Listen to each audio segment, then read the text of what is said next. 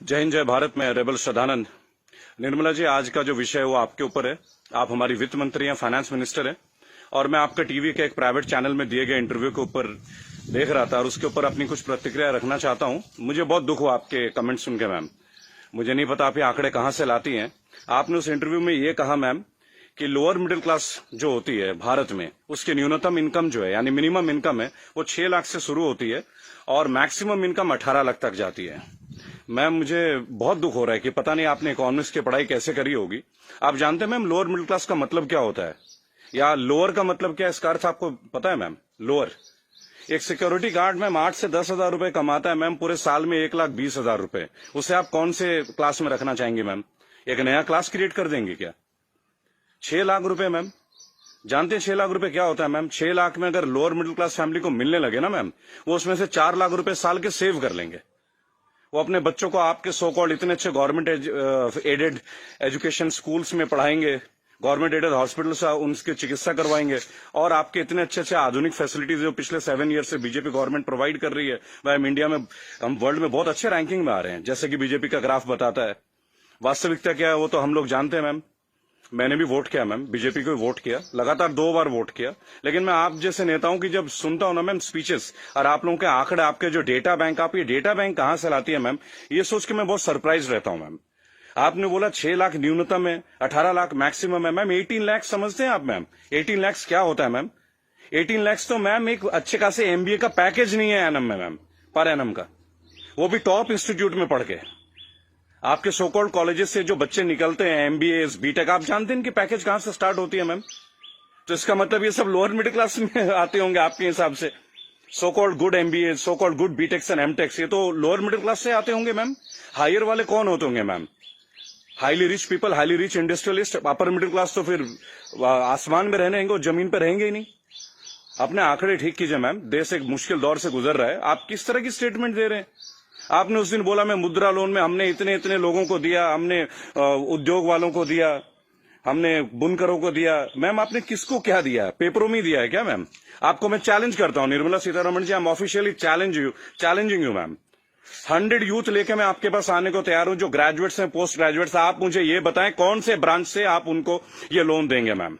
मैं आपके पास ले आता हूं मैम, और मैं नतमस्तक हो जाऊंगा, क्योंकि जब आप 100 को देंगे, अगला 1 लाख यूथ मेरे साथ तैयार होगा मैम। केवल टीवी में आके ऐसे इंटरव्यूज मत दीजिए मैम। आप लोग अपने घरों में बैठ के थाली पीट रही हैं और आके अपने ये वक्तव्य सुना रहे हैं। अरे आप लोगों को अंदर आइए मैम, लोगों के बीच आइए। आपको तो अभी तक लोअर मिडिल क्लास फैमिली का डेफिनेशन नहीं मालूम है। और मैम, एक सवाल है मेरा आपसे और मोदी गवर्नेंस से। आप मुझे ये बताएं मैम कि राजनीति एक सेवा है या नौकरी है? मेरे स्पीचेस बेसिकली मैम कभी होते नहीं है, मैं लिख के कभी नहीं लाता मैम। जो मेरी खुद की फीलिंग्स है, मैंने अपने नाम में रेबल शब्द इसलिए, क्योंकि जो गलत है मैं तो बोलूंगा ma'am. I have the right to express my views. आप मुझे ये बताएं मैम, पॉलिटिक्स, राजनीति, इज इट, ये सेवा है मैम या नौकरी है? अगर सेवा है तो मैम आप लोग तनख्वाह मत लीजिए मैम, और पेंशन मत लीजिए। इतनी हाई सैलरी है आप लोगों की, इतनी फैसिलिटीज है मैम, टेलीफोन कॉल्स की फैसिलिटी, एसी की फैसिलिटी, बिजली की फैसिलिटी, ड्राइवर की फैसिलिटी, हाई क्लास ट्रेन की फैसिलिटी, फ्लाइट्स की फैसिलिटी, पेट्रोल की फैसिलिटी। मत लीजिए मैम। आप आइए, लोअर मिडिल क्लास फैमिली की तरह लाइफ को स्पेंड कीजिए, अगर आप सेवा करना चाहती है मैम। और अगर ये नौकरी है मैम, पॉलिटिक्स, अगर राजनीति आप लोगों के लिए नौकरी है मैम, तो इसका कोई एजुकेशनल मापदंड होगा ना मैम, कोई एजुकेशन क्राइटेरिया तो होगा। मोदी जी, मैं आपसे क्वेश्चन पूछना चाहता हूं कि ऐसा कौन सा डिग्री ले लिया मैं निर्मला सीतारमण जी ने, जो आप एक पहले इनको आप डिफेंस मिनिस्टर बनाते हैं, चंद महीनों के बाद आप इन्हें मिनिस्ट्री ऑफ फाइनेंस दे देते हैं। अरे डिफेंस तो हमारी शक्ति परीक्षण की बात है। It is about our valour, it is about our strength, it is how much mentally fit we are, how much physically tough we are. How can you give a position, both the position to same person? Are they eligible for the same post ma'am? Sir, क्या ये दोनों same post के लिए eligible होते हैं क्या? मुझे लगा था कि आपने कहा था अच्छे दिन आएंगे तो ठीक है, आप क्राइटेरिया को बदलेंगे। सर, आपने तो क्राइटेरिया नहीं बदला।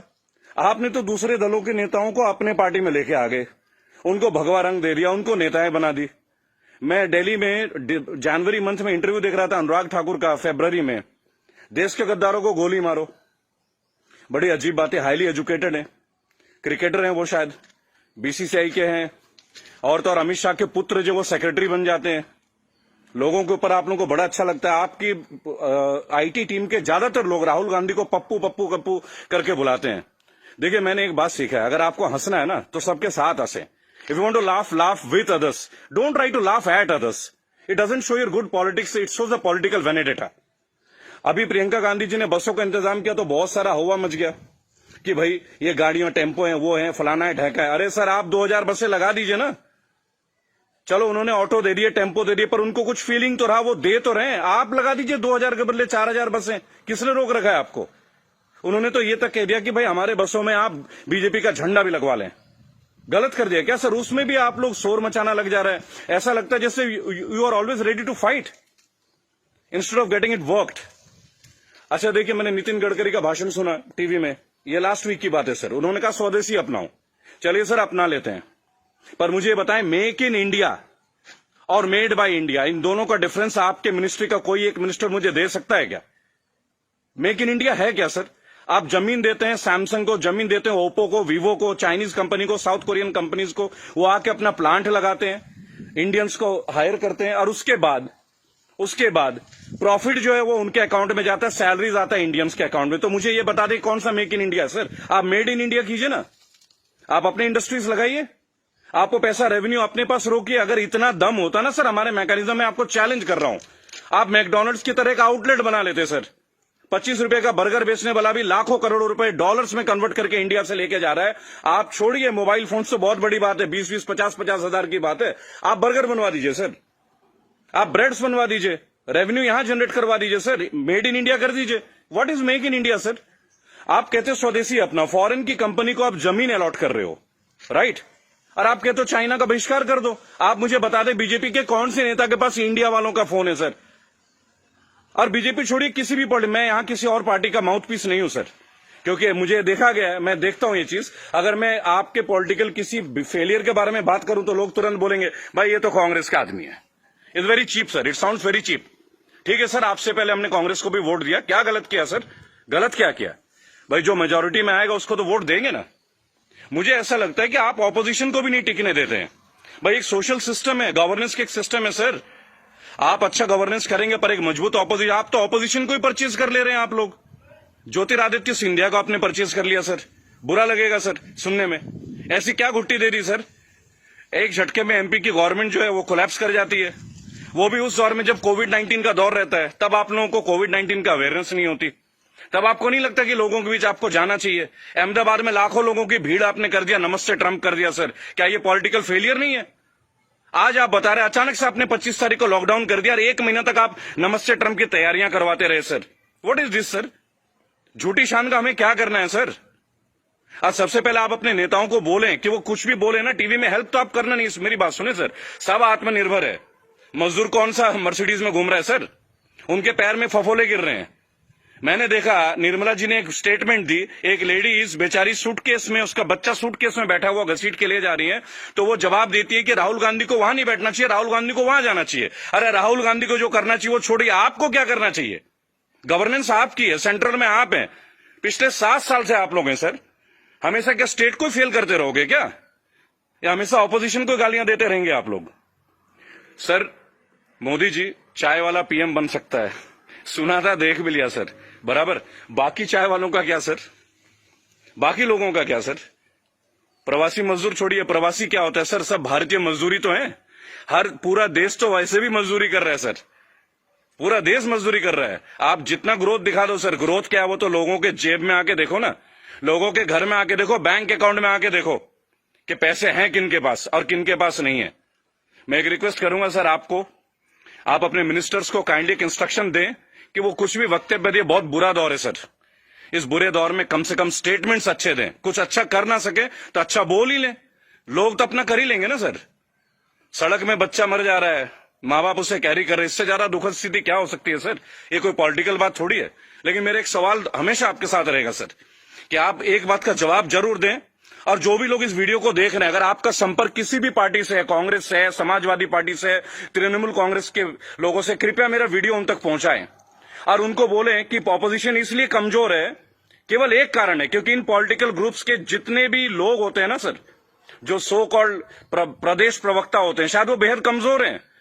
सांबित पात्रा से कैसे बहस कर रहे हैं, मुझे खड़ा कीजिए सर, मैं बताता हूं सांबित पात्रा से क्या बात करनी है, डेटा के साथ। स्मृति ईरानी के साथ बात करना है, मैं करूंगा सर।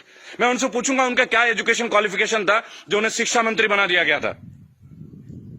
आप सीबीएसई का हैंडल, मेरे पास बहुत मुद्दे हैं सर, देश के करंट मुद्दे हैं। और सर चिंता मत कीजिएगा, मुझे आपसे कुछ हेल्प नहीं चाहिए सर, प्लीज। फाइनेंशियली मुझे आपसे कोई हेल्प नहीं चाहिए, आपकी पार्टी से तो कम से कम कुछ भी नहीं चाहिए। मेरे दोस्तों, अगर आप ये वीडियो देखते हैं प्लीज शेयर कीजिए। मैं चाहता हूं कि एक बार मंच पे आने का मौका मिले सर। और अर्नब गोस्वामी जी, आप जो जिनको बुलाते हैं दूसरे ग्रुप के लोगों का, बोलते it is my show, it is my show. God damn it, if it is your show, why are you calling other people man? Don't call them. अगर आपको लोगों को बुलाना है, बात करना है तो मिलें, बात करें, उनकी सुने। केवल चिल्लाने से आप अच्छा एंकर नहीं बन जाते sir. I am very sorry to say, that is the worst type of journalism I have ever seen. I am very unhappy sir. मुझे लगता था आपके अंदर स्पिरिट है, पर आप तो लोगों को शोर मचा के चैनल ब्लॉक कर देते हैं, उसको बाहर कर देते हैं। What is this way of journalism sir? कि मेरे इस सवाल का जवाब दीजिए। मेरे इस क्या फिल्मी शूटिंग करते हैं क्या सर आप? चलिए सर, मुझे बुलाइए अर्नब जी, एक बार अपने चैनल पे बुलाइए मुझे। 5 स्टैटिस्टिक्स पे बात करूंगा, ग्राफ के साथ बात करूंगा, डेटा के साथ बात करूंगा आपके साथ। उसके बाद अगर आपकी बोलती ना बंद कर दी ना सर, तो मेरा नाम बागी श्रद्धानंद नहीं। मैं बीजेपी के अगेंस्ट नहीं सर, मैं बीजेपी गवर्नेंस के अगेंस्ट हूं। मुझे नहीं लगता भगवा पहनने से ही मैं हिंदुत्व का पहचान करा जाएगा। मेरे अंदर बहुत हिंदुत्व है। कमाल की बात देखिए, मेरी आखिरी लाइन है, गौर से सुनिएगा सर। श्रद्धानंद पति मेरा नाम है, जाति से मैं ब्राह्मण हूं, पढ़ा हूं क्रिश्चियन स्कूल से, Saint Mary's English High School. और गर्व से कहता हूं सर, फादर हुआ करते हैं वहां पे, फादर गॉल्बर्ट फर्टैडो, अब नहीं रहे सर, हमारे फॉर्मर प्रिंसिपल। क्या कमाल की शिक्षा दी है सर। इतने आईआईटीएन से निकलते हैं सर, कभी आप लोगों की जरूरत नहीं पड़ी सर। मुझे ताज्जुब लगता है, अंगूठा छाप के नीचे एमटेक वाला बंदा काम कर रहा है और हम उनको सुन रहे हैं। What the hell is going on sir? कहां है आपके अच्छे दिन? बुलाइए ना सर एक बार चैनल में। आपके जितने भी प्रवक्ता है ना सर, जितने भी प्रवक्ता है, अगर 10 मिनट का टाइम दे देना सर, उनकी बोलती बंद कर दूंगा। जय हिंद, जय भारत। मैं जानता हूं बहुत सारे लोग मेरे बातों से शायद नाराज हो, पर नाराज होना आपका काम है सर, मेरा नहीं। सही मुद्दे पे तो मैं बात करूंगा, जो नाजायज बात लगती है उसका तो मैं करूंगा सर। रेबल हूं तो रेबल की तरह पेश आऊंगा। जय हिंद, जय भारत। अगला मुद्दा 2 या 3 दिन के अंदर स्टैट्स के साथ आऊंगा सर। और मेरे दोस्तों, मैं दोबारा एक रिक्वेस्ट करता हूं, काइंडली अगर आप लोगों के पास कोई कॉन्टैक्ट है, मेरा वीडियो तमाम पॉलिटिकल ग्रुप्स के पास भेजें, एक मंच पे आने का मौका दें। इन्हें बताऊंगा सर, इन्हें बताऊंगा इन्होंने झारखंड के लिए क्या किया है, इन्होंने बंगाल के लिए क्या किया है।